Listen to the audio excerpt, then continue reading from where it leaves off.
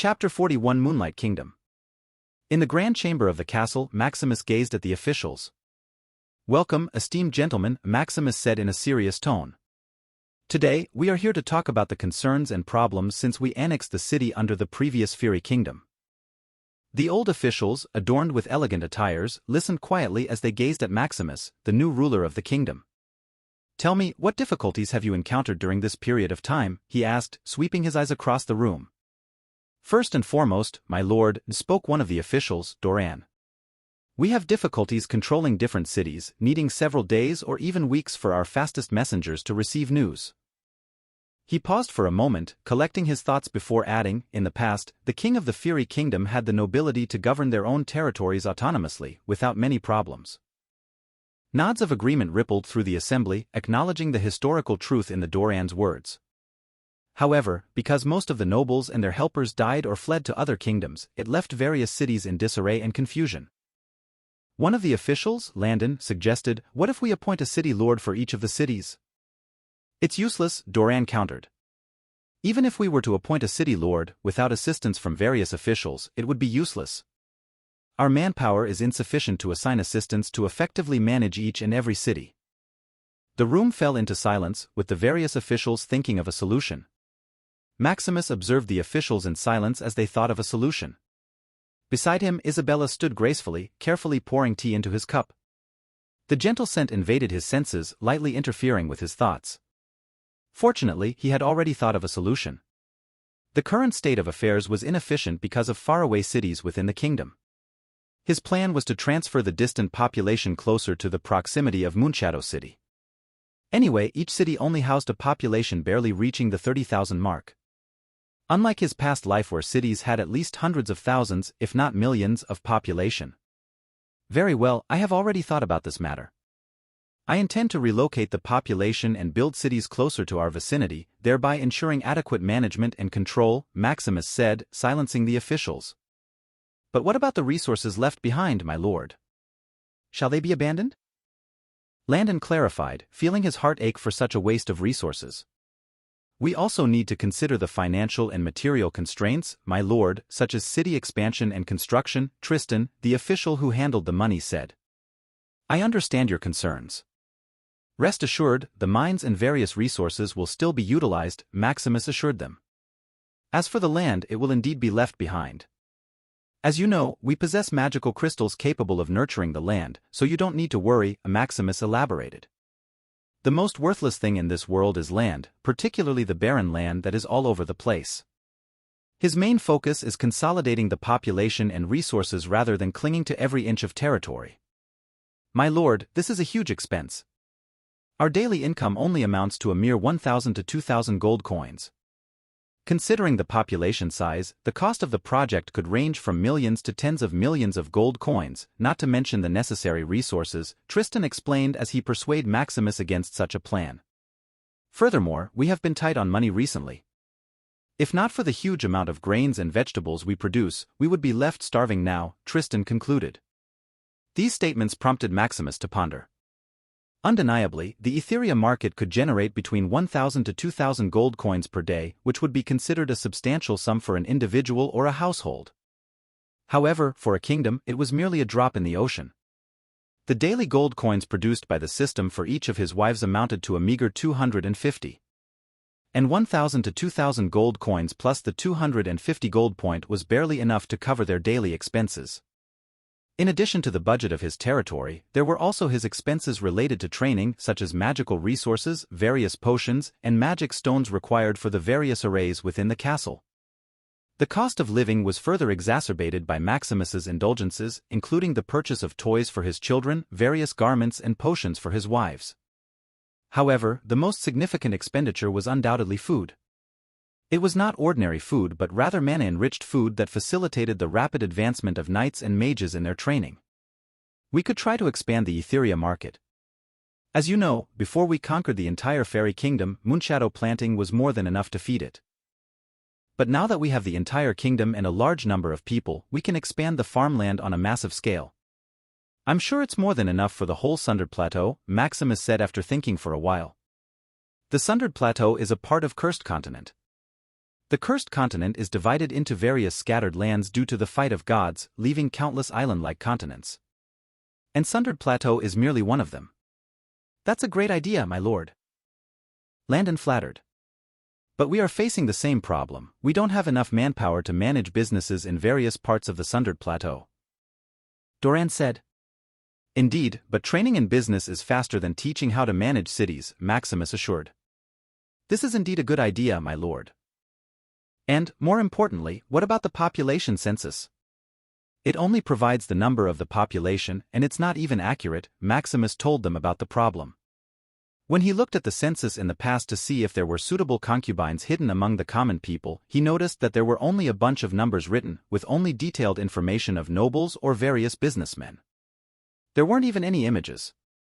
However, considering the poverty of the fairy kingdom before, they couldn't possibly afford such an expensive magic item to take enough photos to use in the census. Rest assured, my lord. We are already working on it, Doran said. As they were discussing various plans and problems, Isabella on the side was feeling useless. She could only pour tea and wasn't contributing much, which was embarrassing considering the salary given by Maximus. As she thought about what she could contribute, she quickly realized that the kingdom didn't have a new name. By the way, what should we name the kingdom?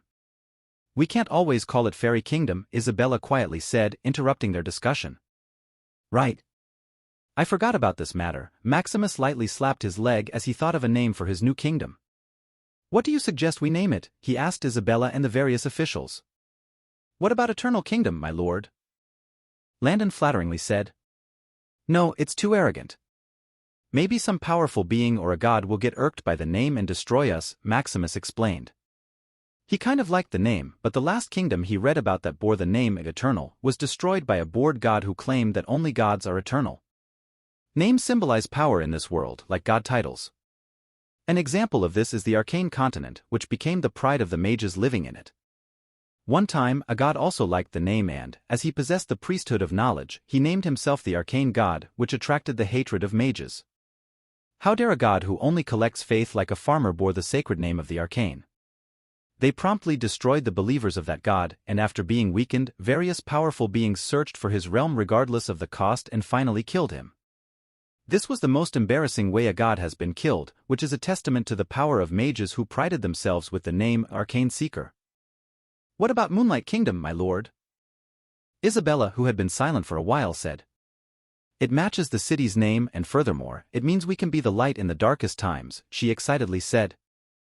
Chapter 42 Practicing Night Technique. In the grand bedroom of the castle, Maximus gazed into the void like a sage, unraveling the truths of the universe. Luna and Livia lay beside him, fast asleep. I barely made it, he muttered, reflecting on his stamina. Maximus observed his two wives. Their peaceful sleep brought a sense of satisfaction to his face. However, it also prompted him to contemplate his circumstances. With the strength of a nascent mage, his brute force is stronger than that of a great knight, but it is still weaker than an earth knight. This is confirmed by his recent victory in a grueling battle against two great knights who just drained his essence. I think it's time to start knight cultivation, Maximus pondered. Mage primarily trained to enhance the soul, to better control and guide mana. On the other hand, knights utilized mana to fortify their bodies, granting them immunity or at least minimize damage to mana and physical base attack. This contrast explained why mages were generally more powerful than knights of the same tier. Mages drew upon the power of nature, while knights harnessed it to strengthen themselves. It was akin to the strongest man on earth facing an average man armed with a gun. Though the strongest man could dodge a bullet, a hail of gunfire would crush him to death. Nonetheless, this did not imply that knights were inherently weaker than mages. In the later stages, it all boiled down to a knight's accumulation of strength and a mage's accumulation of knowledge. Maximus chose not to train simultaneously in mage and knight arts due to safety concerns.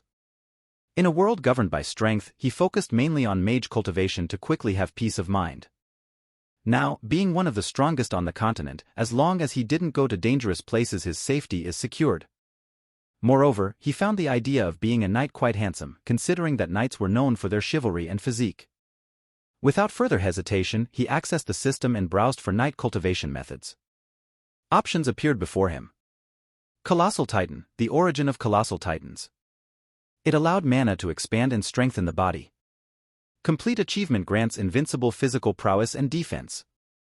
Complete manual, price 3 billion. Tribulation body, a body formed by tribulation. Using various tribulations and natural disasters to form. Complete achievement grants pure body immune to all the elements in the world. Complete manual, price 2 billion. Divine body, the body of God unaffected by time. Using mana and the power of the soul to forge an immortal body. Complete achievement grants immortality that can be reborn with a piece of blood or soul. Complete manual, price 7 billion. After careful consideration, Maximus chose Divine Body as Knight's Cultivation Manual as it's the same version as his mage meditation technique Divine Consciousness. Due to his limited funds, he could only afford chapters 1 to 3, which totaled 1110 gold points. Nevertheless, he was just starting to train, so he could buy a later version when he had the money. After a moment of thought, since he decided to rebuild the kingdom, he would do it in a grand way. He starts by searching for a kingdom architectural framework in the system. Aegis Skyhold, a colossal structure that defies conventional architectural norms. The foundation of the Skyhold is a void core that provides stability and various essential systems. Price 1 million. Celestial Citadel, a kingdom of God made for its pious servants, price 3 million. Void Mandate, a place made by opening a crack in the void. Price 4 million. Tisk, he clicked his tongue in slight frustration as he looked at the list. As he expected, it's expensive beyond imagination. But looking at the list, he could help but be greedy. You know, this is just the plan. Plus material to make that thing possible is beyond imagination. Also, he can't possibly have the strength to make such a thing possible. Finally, after looking at the array of choices, he saw one of the choices offered a service that is unique and affordable. Metamorph Architecture, a device that can make an architectural plan based on your needs. It can gather mana, build a barrier of defense, and a variety of attacks. It is a device generator for limitless architecture plan. Full use, price 8 billion. Although Metamorph Architecture was super expensive, that was when you buy the whole thing so that you can plan to your heart's content, like the manual said. It's like a generator of an architectural plan. You input population and location or scan it with the device and it will automatically generate a plan according to what function you need. Of course, he can't afford such a thing, so he bought a one-time service. Looking at the item floating in the air, he clicks the scan. Detected 2,705,348 people in a radius of 1,000 kilometers. Please input the desired range and function. After deciding for a while, he chose a range of 200-kilometer radius and function of purifying and gathering mana and directed the mana collected in his castles as the center. Calculating. Cost a total of 10,000 gold. Do you generate? After greeting his teeth, he took out 10 magic crystals from his storage ring and converted them to gold point, feeling a heartache. Complete. Thank you for your patronage. After that, the device vanishes into the void, leaving behind a huge stack of magic paper that contains the kingdom's architectural plan. In the early morning, Maximus and the kids prepared for their field trip, filled with excitement. The previous night, he got the kingdom's architectural plan, but before handing it over to Doran, the person in charge of implementing the plan, Maximus first wanted to assess the current state of their kingdom and relaxed for a while. However, during breakfast, when he mentioned his plans, the children began clamoring, accusing him of being unfair for not taking them on the supposed field trip. His wives joined in the laughter, persuading him to grant the children's wishes and take them out for some fun. Besides, they are assured that with him around it would be safe. Looking at his 3 sons, Liam, Max, and Nathan heading toward the carriage, he decided to walk behind them. "Dad!" Max exclaimed in surprise, rushing into his arms for a hug. Maximus immediately caught and embraced his son and then ruffled the hair of Liam and Nathan as they walked towards their carriage. "Where are your sisters?" he asked Liam. "Lily is still deciding what to wear with Layla and Lydia." "They're taking forever," Liam pouted, frustrated with his slow sisters. Yeah, they've tried on 3 dresses already," little Max added, gossiping in his father's arms. "What a hassle," sighed Nathan. "It's okay, we're not in a hurry anyway," Maximus chuckled. After a while, they all climbed into the carriage, accompanied by a team of guards. Though he didn't truly need them, Maximus understood the importance of displaying his regal presence. He didn't want people mistaking them for wealthy businessmen or such. Additionally, the guards were useful in case any troublesome situations arose. After waiting for about half an hour, the girls finally made their way to the carriage. "What took you so long?" We've been waiting here forever. Liam complained. Duh, we have to take our time to look beautiful, right, Dad? Lily rolled her eyes at her brother and turned to Maximus, slowly twirling to show off her outfit. Daddy! Lila and Lydia were less concerned with the matter and eagerly embraced their father. Of course, my princesses are beautiful no matter what they wear, he assured them, hugging the two tightly. Humph! Satisfied, Lily turned her back to Liam and hopped into the carriage. All right, enough of that. Let's go, Maximus declared, putting an end to the playful bickering. Chapter 43 Outdoor Trip. Start again. This is not how you serve a customer, Andre, the head of staff, training people for the expansion of Etheria market in a neighboring kingdom, instructed.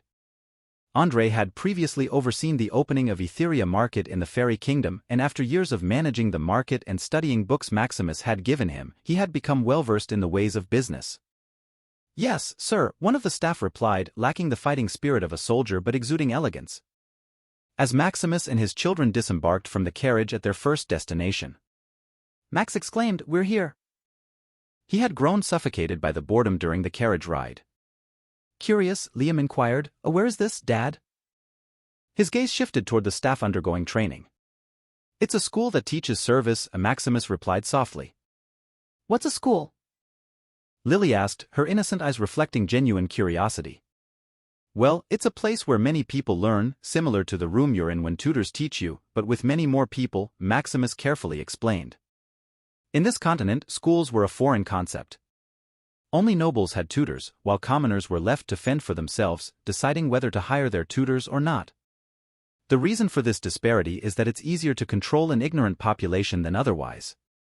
Others simply lack the concern to educate the people. As for why Maximus hadn't established schools in the past, there were two main reasons. Firstly, he lacked the time and resources to do so. When he arrived, he was practically broke, and the only silver lining was the gold his system generated every day. Secondly, there are hardly any teachers, and if there are any, they charge per student, which leads to the first problem of insufficient funds. It's not that he can't afford it, but in the past, he used all the money he had to generate more income. He understands that education is a long-term investment. What he needed is money and resources. And he needed it immediately, so education is not a suitable path to start. Now that he is the ruler of the kingdom and with the coming expansion of the Etheria market, he will soon become wealthy enough to build schools. He even plans to establish a variety of schools, but for now, he first needs to earn the necessary funds. With more than 50 kingdoms in the Sunburnt Plateau, once he establishes branches there, his income will skyrocket, ranging from tens of thousands to hundreds of thousands of gold. Of course, this is assuming that nothing unexpected happens. Now that he possesses the strength of a nascent knight, he can run rampant in this small land of the Sunburnt Plateau. However, if he wished to further expand his influence all over the Cursed Continent, he still need greater strength. After entering the entrance with his entourage, Maximus was greeted by Andre, who welcomed him with a slight bow. "Welcome, my lord," Andre said respectfully. "It's all right. How is the training going here?" Maximus inquired. "They are making rapid progress. In about 5 to 6 months, they will be fully prepared," Andre explained. Curious, Maximus scanned the staff who were undergoing training. "How many are there?" "Unfortunately, there are only about 500 selected individuals. Doran is still conducting a census and recruiting suitable personnel for each job," Andre replied. "Very well, you may continue your duties." "We will observe for a while," Maximus said, dismissing Andre. Maximus strolled through the area with the children, observing the various staff members in training. Their presence seemed to make the staff slightly nervous. "Look, they're walking with books in their heads, just like we did." "Are they also princesses?" Layla asked cutely, gazing up at Maximus. Maximus chuckled and embraced Layla. "No, my dear, you are my only princess." Like education, only nobles or wealthy businessmen were trained in etiquette. However, Maximus believed it would be beneficial for his business, so he decided to incorporate this to training. After a while, the children grew bored and requested to go elsewhere. Maximus quickly agreed as he too was feeling restless. After sharing a few words with Andre, he led the children to the carriage to proceed to their next destination. On the outskirts of the city, a group of people were diligently planting and irrigating the land. Their smiles and joyful expressions indicated their contentment with their work. Upon arriving at the farm with his children, Robert, the person in charge of the farm, quickly noticed their presence and promptly greeted them. "Welcome, my lord," Robert said respectfully. "Ah, it's you, Robert. How's the farm?" Maximus greeted him back and inquired. "It's flourishing abundantly, my lord. Thanks to magic crystals, the land is incredibly fertile," Robert replied with a smile, providing a detailed report on the farm's progress and operations. As planting served as the kingdom's primary food source, there was no room for carelessness. Regarding the meat supply, it was usually obtained through hunting. Domesticating animals proved to be unsuccessful, as excessive absorption of corrosive mana made them extremely aggressive and unsuitable for large-scale breeding.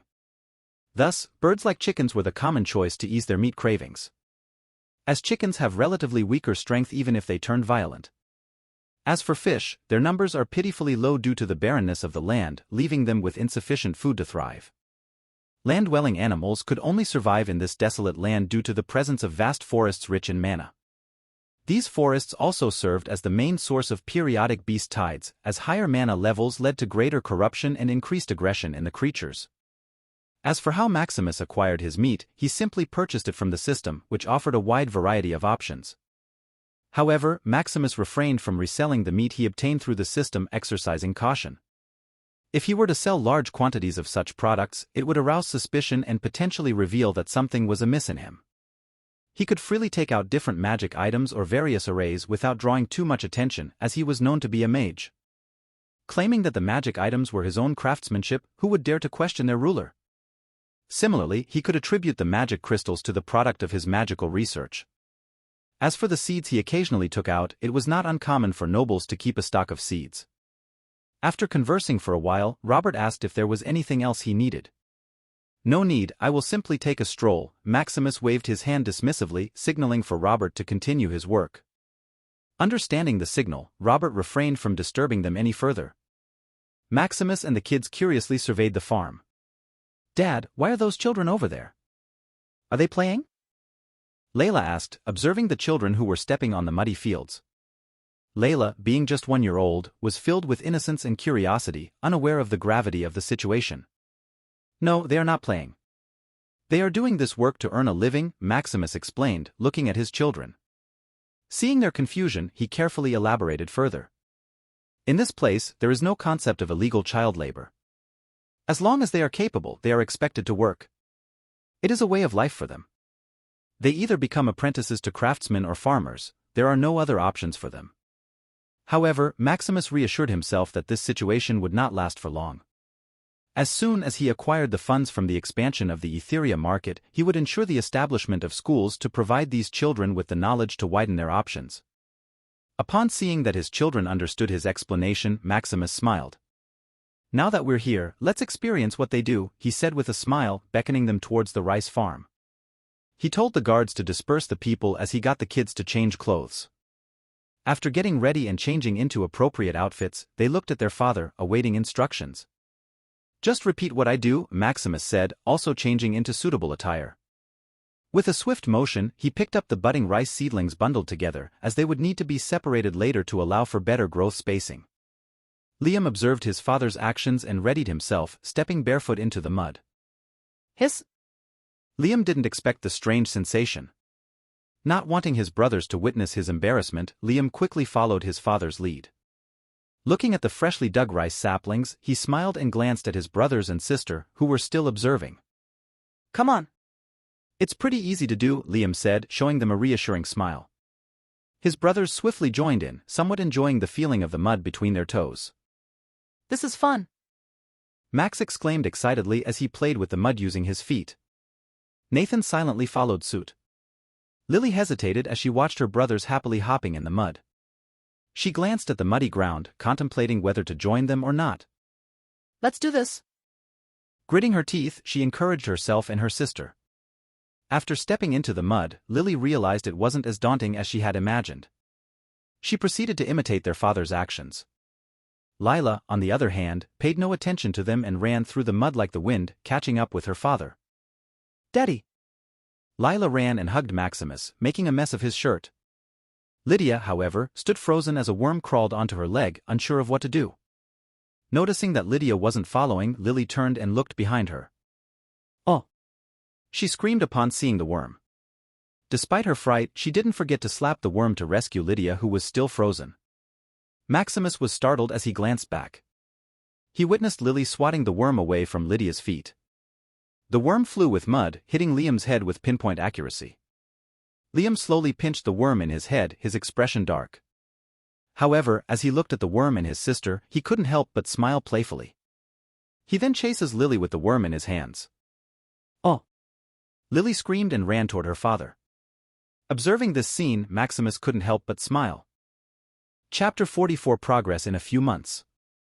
In one of the chambers within the castle, Maximus sat across the table from Doran, the overall chief in charge of developing the kingdom. "Doran, here is the plan I've conceived over the past few days," Maximus said as he handed him a stack of enchanted parchment. Doran eagerly took the stack of paper and swiftly read its contents. Maximus waited patiently and then asked, "How does it look? Is there anything you didn't understand?" "My lord, this is extraordinary. I'm in awe of the architectural masterpiece you've created," Doran exclaimed, his face brimming with excitement as he examined the blueprint. Seeing Doran's enthusiastic expression, Maximus couldn't help but smile. After calming himself down, Doran inquired, "My lord, firstly, we don't have access to black iron stone and other important material. Where can we acquire them?" "I will take charge of that. Once we have enough funds from the Etheria market, I will travel to the central continent," Maximus replied. Ever since he transmigrated, Maximus had always yearned to explore the central continent, captivated by its legends and stories. If it wasn't for his weak strength, he would already be there, exploring its wonders. Procuring the necessary materials served as a convenient excuse, but in truth, he intended to acquire black iron stone and other important materials from the System Mall, where they were more affordable. "Very well, my lord. I will make the necessary arrangements and gather the available materials and manpower to start the project as soon as possible," Doran said, bowing respectfully as he marveled at the grand architectural plan. In the first month, based on the architectural plan, the locations for farms and pasturelands were selected.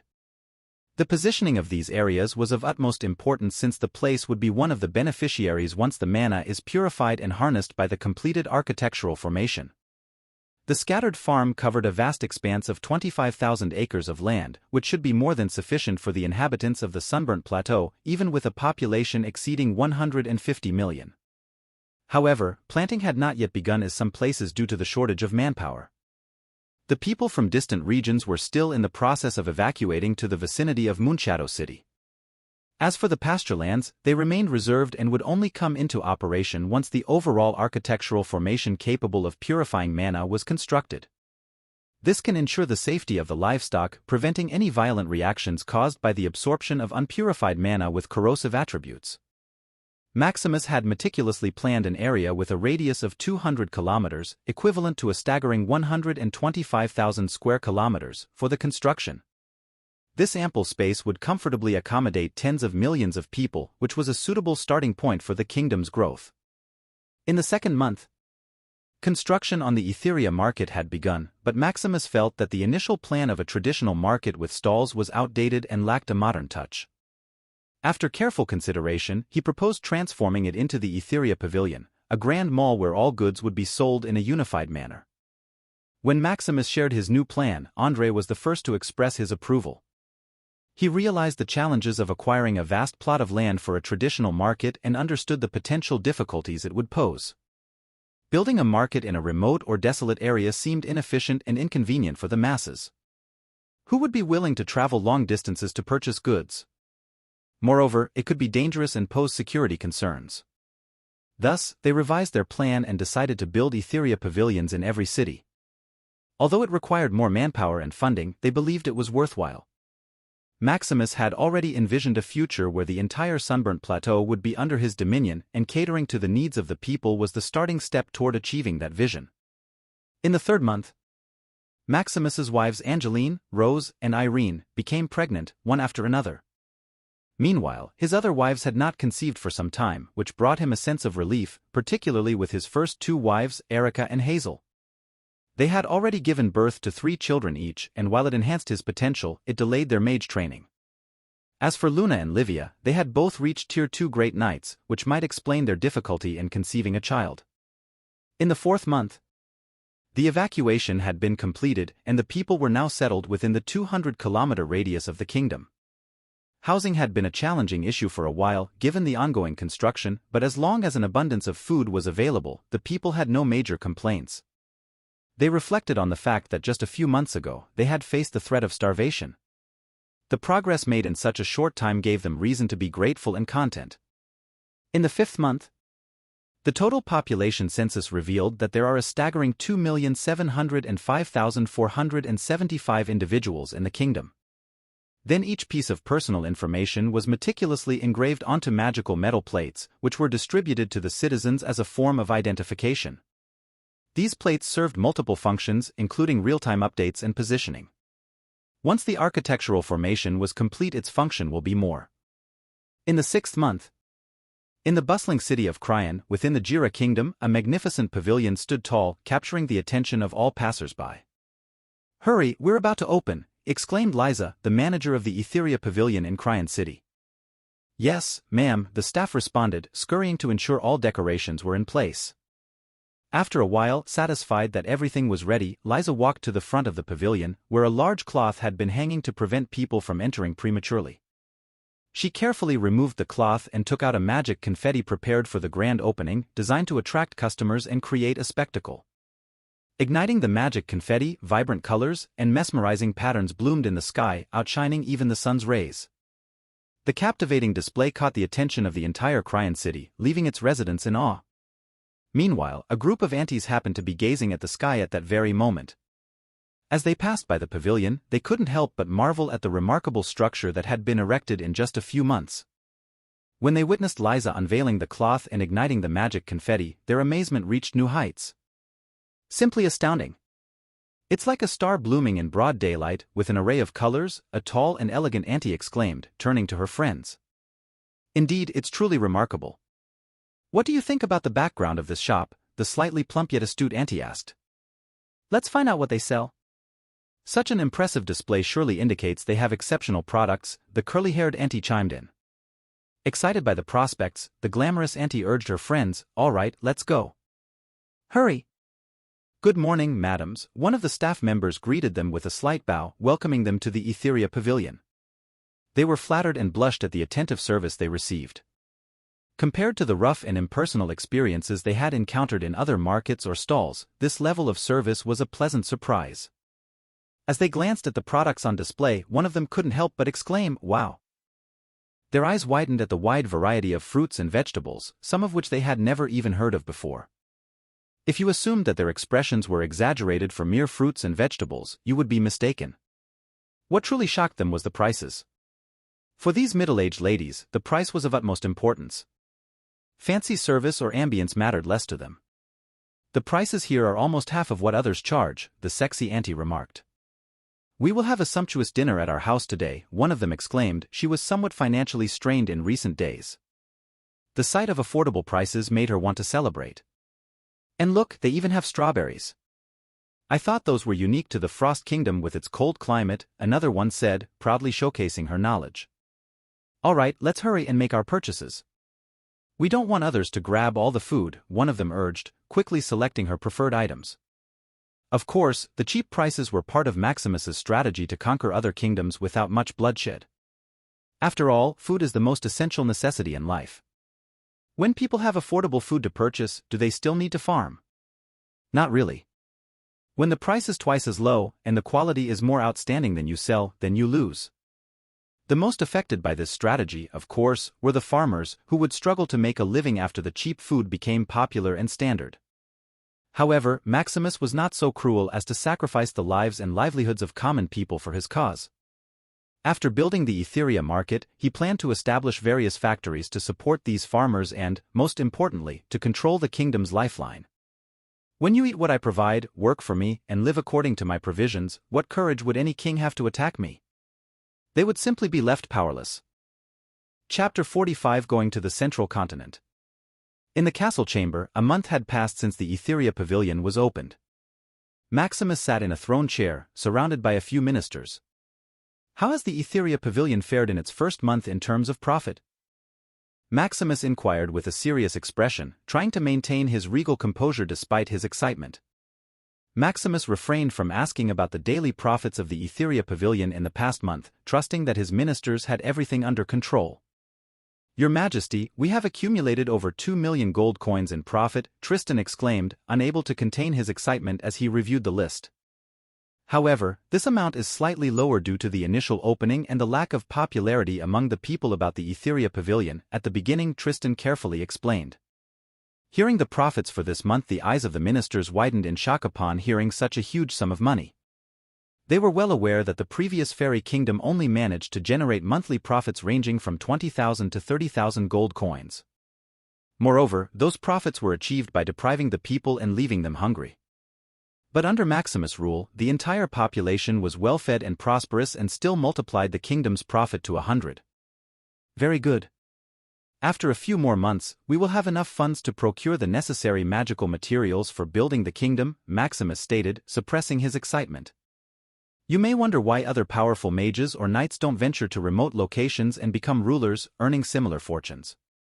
The reason is that while gold can be exchanged for magic crystals, the main currency in this world, it is not unlimited. According to the standard exchange rate, 1,000 gold coins are equal to 1 magic crystal, but that is in the system mall. In this world, who would willingly exchange lower currency used by mortals for magic crystals used by powerful beings? Thus, the exchange of crystals is limited and exorbitant, requiring at least 3,000 to 10,000 gold coins just to obtain a magic crystal. The system mall accepted gold coins because it is this world currency, and that is what gives it value. Even if it's paper money, the system would convert it to different rates of gold points as long as it is used as a currency by many people. After a while of discussion of the events that happened in the past month, the problems they encountered, and the upcoming plans, they concluded their meeting. A few months had passed since the last meeting. Maximus sat with his family, having their final dinner before his departure. "Tomorrow, I will be heading to the central continent," Maximus announced between bites. "Will it be dangerous?" Erica asked, her voice filled with worry. "No, I will simply purchase the necessary magic materials and return home immediately. I will be safe given my strength," he reassured them. "Are you not coming back, Daddy?" Layla cried, misunderstanding that he would be leaving them forever. Lily and Lydia, on the other hand, eyes reddened with sadness as their father had never left them since their birth. "No, sweetheart, I will be back in just a few months," he said, standing up to embrace them. "Daddy, please buy me a flying sword when you're there," Max, the heartless one, said, indifferent to his father's departure. All right, I'll buy you gifts," Maximus responded with a smile. "Are you going alone?" Rose inquired. "Yes, it would be quite dangerous if someone accompanied me," he replied. Well, it was indeed dangerous if someone accompanied him, but the main reason for his solo journey was how he intended to acquire the necessary materials through his system rather than from the central continent. The next morning, as the sun rose, Maximus bid farewell to his wives and children, preparing for his journey ahead.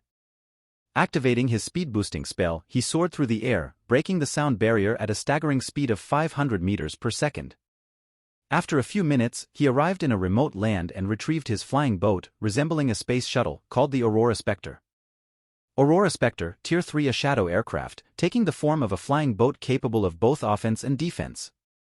Its main strengths lie in speed and stealth. Price, 2,500,000. Earlier, Maximus refrained from summoning the Aurora Spectre as he wished to avoid drawing unnecessary attention. While he could take out large objects like carriages and magical weapons into thin air without arousing suspicion, a flying boat of this size and with obvious luxurious high-tier materials would undoubtedly raise doubts. Flying boats were somewhat legendary in this mana-deficient environment, exclusively owned by rich and powerful people. The Aurora Spectre stretched at least 10 meters in length, adorned with intricate runic patterns covering its body. This magical vessel cost him a huge amount of money, worth nearly the kingdom's monthly profits, which still pained his heart to this moment. Admiring the smooth black color, as if it were absorbing light, Maximus couldn't help but smile, feeling as if he were looking at his new car. Entering the boat, he noted its minimalist design, featuring only 3 rooms: the control room, meditation room, storage room, and a hidden viewing deck. In the control room, he activated the automatic flight and set the destination to Elnor Island, a gathering place for people in the Cursed Continent before venturing to the Central Continent.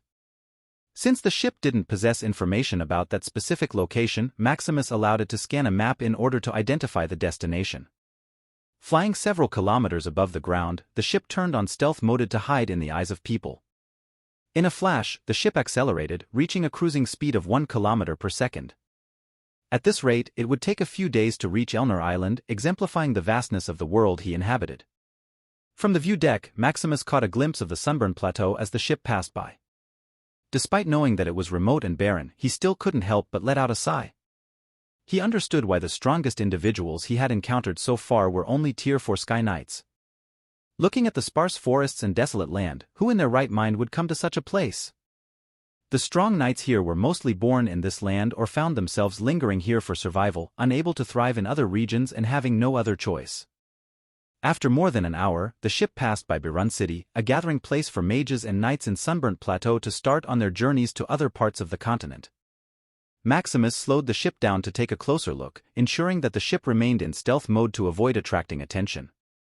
Observing the lively streets and the ocean ships coming in and out of the harbor, he couldn't help but smile at the bustling scene. Based on his mana readings, a Tier 3 nascent mage was the strongest individual present. He was likely in charge here, given his strength.